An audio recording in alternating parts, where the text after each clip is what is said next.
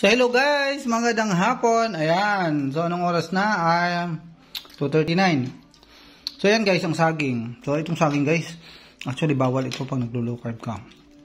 Lalo na medyo hinog na ng konti, kaya lang sayang. So cheat day muna tayo ngayon. So ayan, ito po ay salmon, no? Ayan, salmon na sinigang. So ano lang po yung available na radish tsaka gulay namin, radish and talong. So ayan, yun na po yung aming ginawang sinigang. So yan, so ito yung partner po niya, tandaan po natin. Itong salmon po ay mataas ang fats niyan.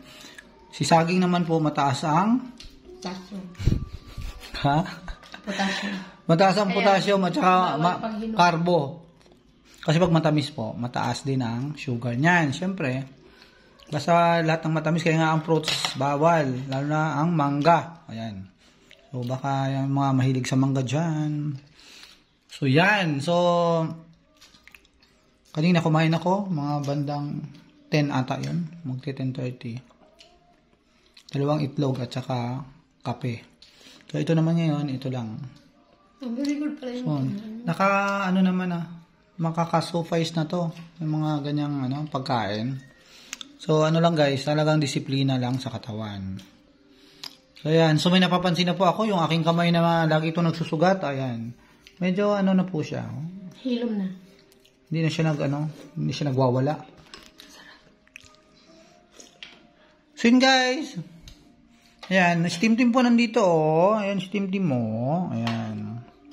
Nanonood po siya kasi mangungumisyon kasi ito si Team Team. Nakikihati ng ulam. Ayan. So, ayan si Team Team. So, makulit din yan kasi lagi yan pagka may kumakain talagang gusto niya pumunta. Sarap. So, yan po. Huwag kalimutan i-like at i-subscribe ang aking YouTube channel.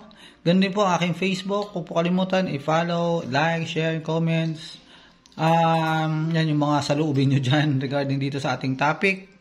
Ayan, open po yan. Mapapangit man o maganda, ayos lang yan. Sige lang, tanggapin natin. So yun lamang po. Bye!